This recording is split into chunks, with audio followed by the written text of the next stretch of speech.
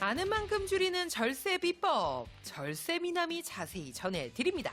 이상화의 세무 클리닉.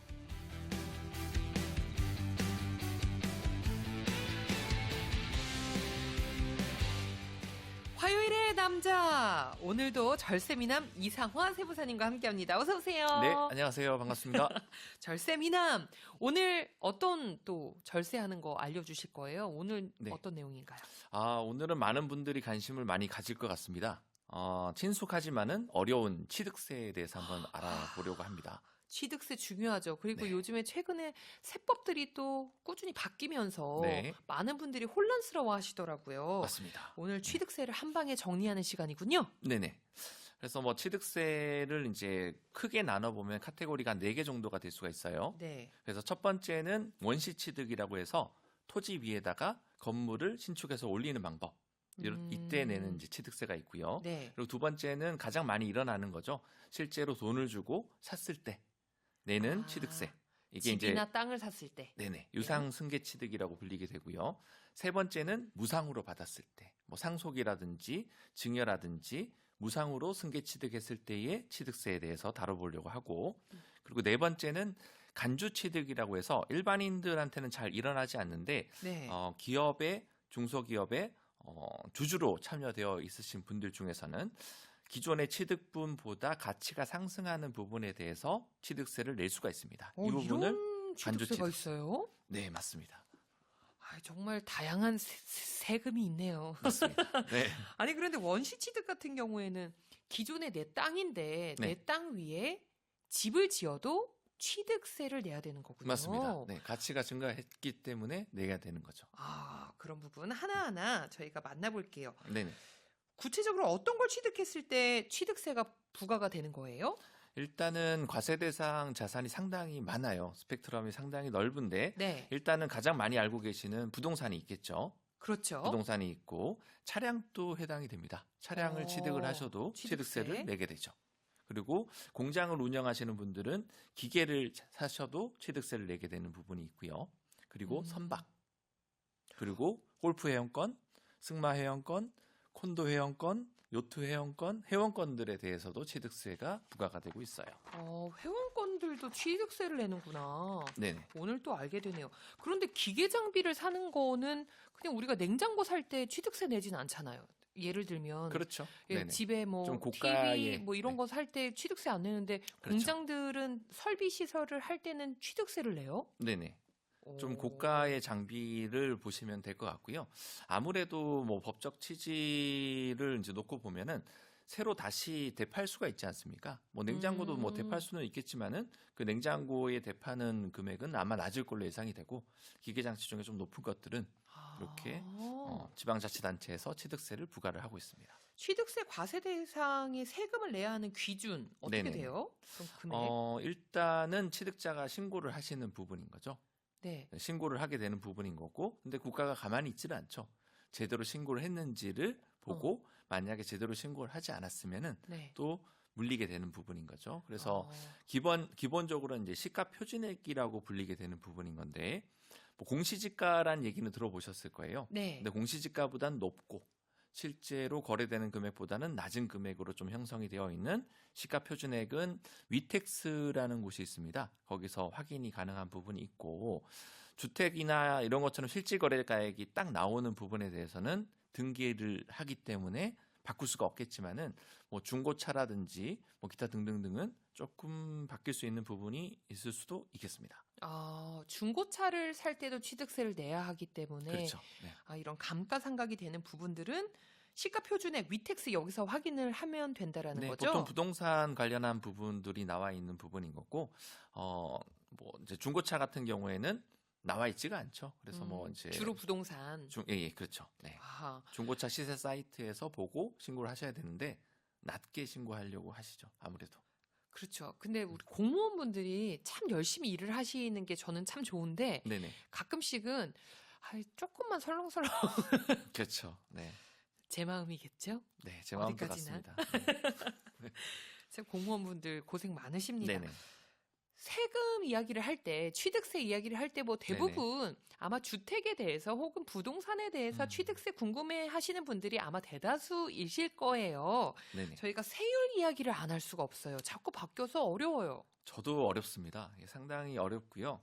예전에는 굉장히 쉬웠어요. 그래서 뭐 한 2% 정도를 외워놓고 있으시면 그걸로 거의 통용이 되는 수준이었는데 최근에는 뭐 1%도 있고 2%, 3%, 많게는 12%, 더 많게는 16% 이렇게까지 올라갑니다. 와. 그래서 굉장히 최근에 많이 바뀌었고요. 네. 2019년도 기준으로 따졌을 때에는 주택에 대한 세율은 6억 미만에 대해서는 1%, 그래서 6억에서 9억까지는 2%고 9억 이상에는 3%였는데 법을 조금 바꿨어요. 바꿔서 6억 미만하고 9억 이상에 대해서는 건드리지 않았는데 이 중간에 6억에서 9억이 맞나 봐요. 아, 이게 집값이 올라가면서 네네네. 평균치가 6억에서 9억 정도가 됐다 그러더라고요. 아, 그래서 그렇구나. 네. 그래서 그 6억에서 9억 이하에 해당하는 부분에 대해서 예전에는 2%였는데 지금은 계산 방식이 너무 복잡해서 저도 외울 수가 없는데 일단 설명을 해드리면은 취득가액에 곱하기 2를 하고 나누기 3억을 해서 마이너스 3을 해준 다음에 100분의 1로 나눕니다. 와, 결론은 알 수가 없다.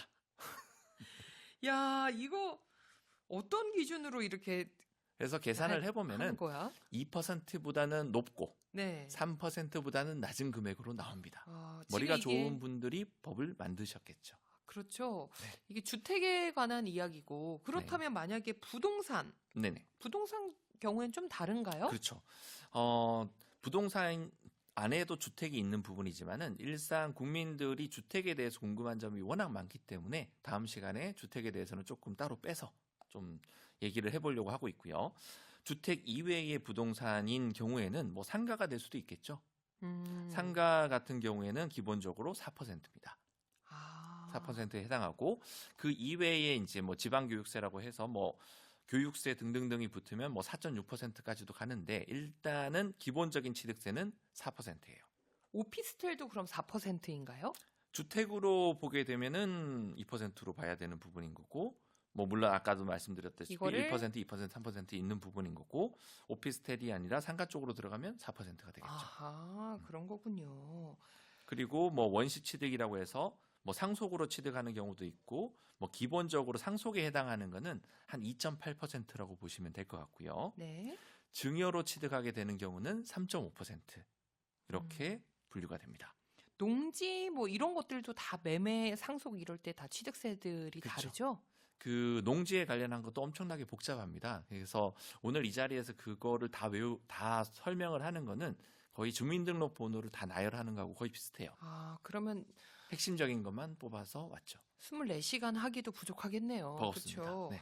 차량 선박 회원권 경우도 살짝씩 다르겠죠? 네네. 살짝만 짚고 넘어가 볼까요? 뭐 기본적으로는 한 2%에서 3% 정도의 세율로 구성이 되어 있어요. 네. 선박, 차량, 기계, 뭐 항공기를 사시는 분도 있나 봐요.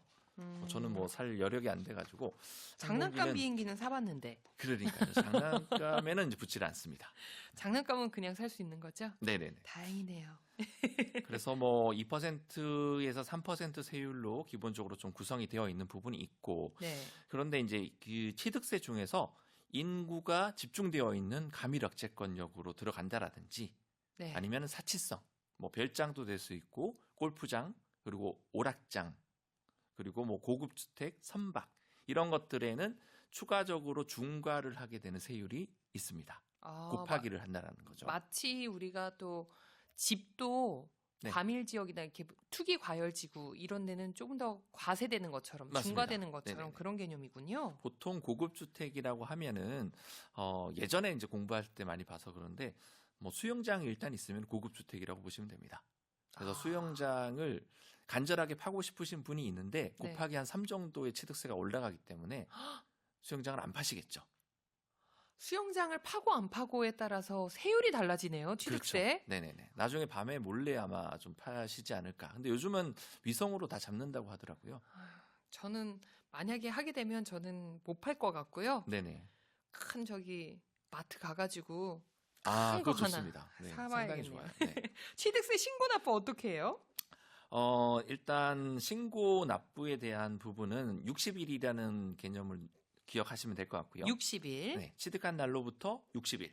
근데 이제 상속을 원인으로 취득하게 되는 경우에는 상속이 개시한 날로부터 그 날짜에 이제 말일이 있지 않습니까? 달력 기준으로 말일.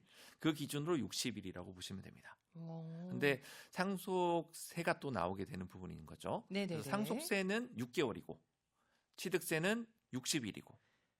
상속세는 6개월, 네네. 취득세는 60일. 네네. 그래서 많은 분들이 상속을 하게 되면은 상당히 많이 경황이 없습니다. 경황이 없어서 다른 거는 기억을 잘은 못 하실 텐데 일단 세금적인 부분은 기억을 좀 하셔야 될 것 같아요.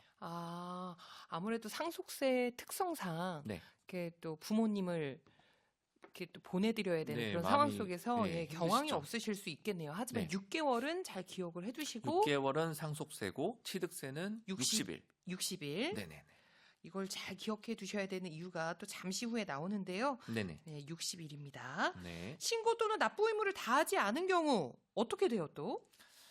신고를 하지 않은 경우는 국세하고 지방세하고 이제 동일합니다. 네. 그래서 국세도 저번 1교시가 아니죠. 1회차 때 아마 말씀드렸던 것 같은데 신고를 하지 않은 무신고에는 20% 가산세가 붙게 되고 이거를 좀 사기적인 방법으로 하지 않았다라고 하면은 괘씸죄가 붙어서 네. 40%. 그리고 납부를 하지 않은 일수가 있어요. 네. 그 일수별로 하루에 10,000분의 2.5만큼의 가산세가 붙게 되는 거죠. 그래서 이게 기본적인 보통징수의 방법에 해당을 하는 거고 이 좀 나쁘신 분들이 있어요. 신고를 하지 않고 있다가 잘 기다렸다가 또 파시는 거예요.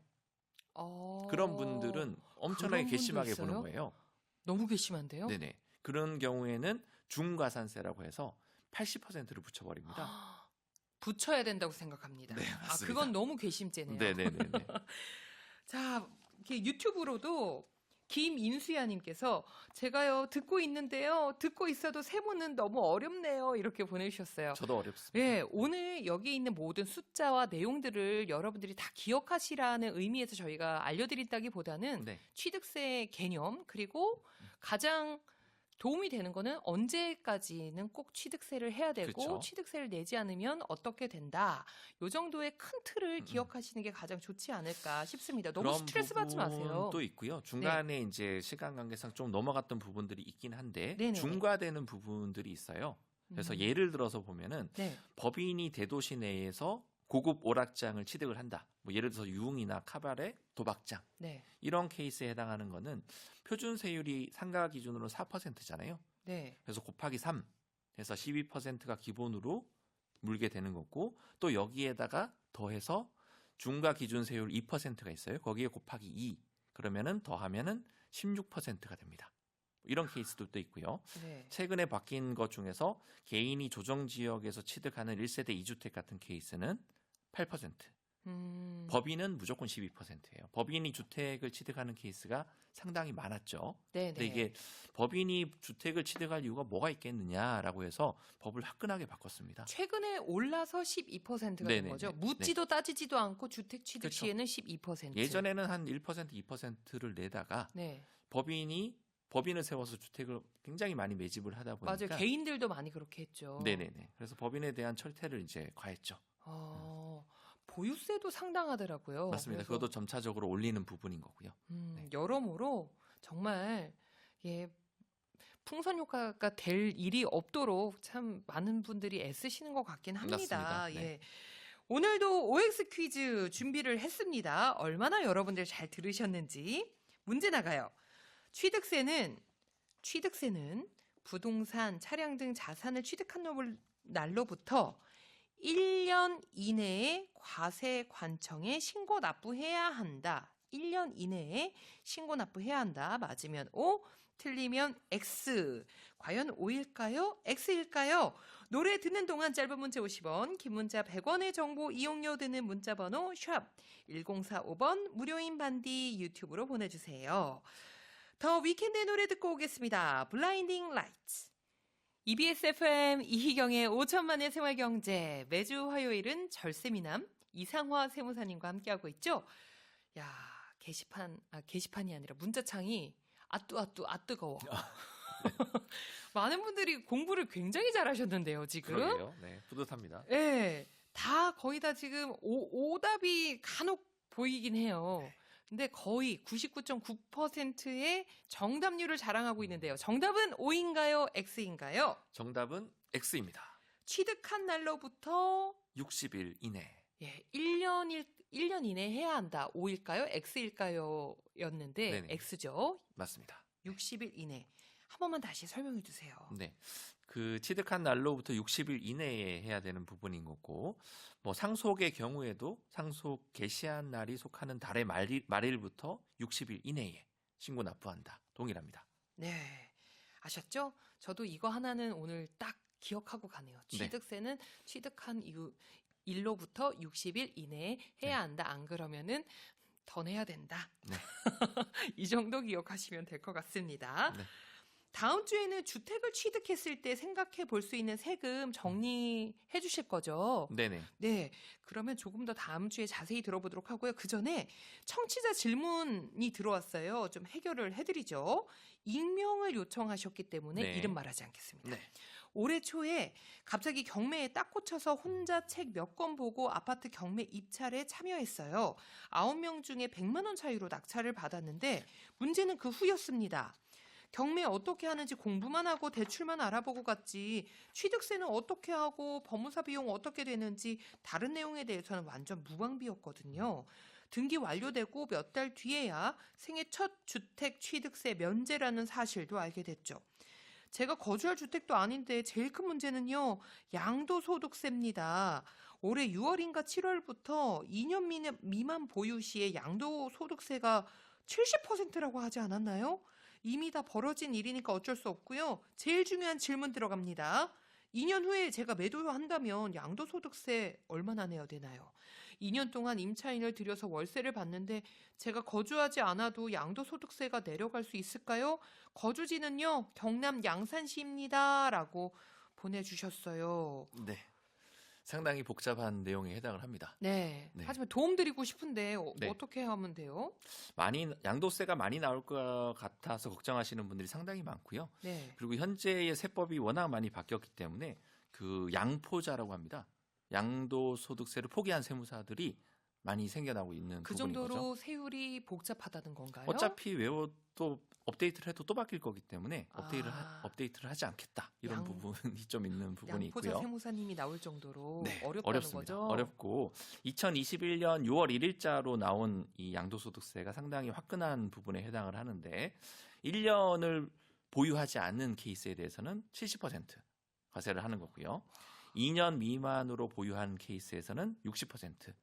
그리고 그러니 어찌됐든 세금을 많이 내지 않으려면은 2년 이상은 반드시 보유해 주셔라라는 부분들이 있고요. 네. 2년 이상을 보유했던 이 질문자의 질문처럼 2년 이상인 경우에는 기본 세율인 6%부터 45%까지 과세가 됩니다. 네. 근데 이제 그 사례의 경우처럼 취득 후에 2년 이상을 보유하지 않고 만약에 주택을 처분하는 케이스에서는 중과세가 되겠죠. 그러니까 2년 이상을 보유를 꼭 해주십사 말씀을 드리는 부분이 있습니다. 만약에 저희가 이분의 상황을 정확히 알기가 어려워서 네. 이분이 만약에 1세대 1주택이다 한다면 네. 비과세 요건이 될까요? 네.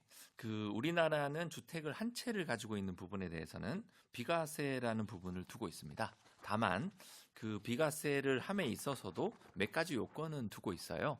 그래서 일단은 보유를 2년은 무조건 하셔야 되는 거고 보유 2년. 양도가액이 9억 원을 초과하면 안 됩니다. 9억 원을 초과하는 아파트나 뭐 주택에 대해서는 양도소득세를 내게 되는 부분인 거죠. 네. 그리고 조정지역이라고 있어요. 조정지역에 속하는 분들에 해당하면은 거주 여건도 2년이 들어옵니다. 살아야 된다라는 거죠. 네네네. 그리고 이제 2021년 1월 1일부터는 조합 입주권하고 분양권도 주택수로 들어가게 되는 부분인 거예요. 예전에는 아니었다라는 부분인 거죠. 그래서 주택수에 포함되기 때문에 1세대 2주택이나 3주택이나 이런 걸 계산할 때에 아차 하고 잘못 생각하고 있다가 네. 세금이 억 단위로 나올 수가 있습니다. 그래서 굉장히 무서운, 그래서 양포자가 나오는 거예요. 세무사가 괜히 이거 얼마 벌려고 개입했다가 너무나 이제 소송 걸리고 굉장히 힘듭니다. 아, 그만큼 까다롭기 때문에 네. 일단 저희가 속속들이 속사정을 다 알기가 어려운 관계로 네네. 꼭 또 근처에 세무사님께 도움을 받으셨으면 좋겠네요. 근데 이제 이분께 이제 답은 드려야 되니까 양산 지역에는 조정 대상 지역에 해당을 하지 않아요. 네. 그렇기 때문에 보유만 2년 이상을 하시게 되면은 양산 지역이 9억 원을 초과하지 않는다라면은 세금은 없겠죠. 1주택이다라고 하면. 네. 1주택이셨으면 좋겠다. 네네네. 그래서 좀 세금 안 내셨으면 좋겠네요. 네네. 오. 정말 그리고 네네. 말씀드려도 될까요? 또 네. 유용한 정보가 있어가지고 좋아요. 그리고 2주택자인 경우에는 혹시라도 2주택일 수도 있지 않습니까? 네. 근데 조정 지역에 해당하시게 되면은 기본 세율에다가 20%가 할증이 되어요. 그리고 3주택자는 30%가 할증이 됩니다. 그래서 예를 들어서 모든 거를 다 보유하고 거주 여건도 다 하신 경우라 하더라도 네. 3주택자는 기본 세율 45%에다가 30%가 할증이 되겠죠. 그럼 75%가 본세고 지방세가 7.5%. 그래서 거의 한 83% 가까이 육박한 세금을 내게 됩니다. 야, 확실히 어렵기는 어려운데 네. 그래도 1주택자, 네. 그러니까 1세대 1주택자 분들은 최대한 세금을 안 내는 방법들이 많이 나와 있긴 하네요. 맞습니다. 잘 참고해 주시길 바랍니다. 시간이 너무 흘렀어요. 네네. 이제 보내드려야겠습니다. 네네. 다음 주에도 알찬 내용 기대할게요. 고맙습니다. 네, 감사합니다.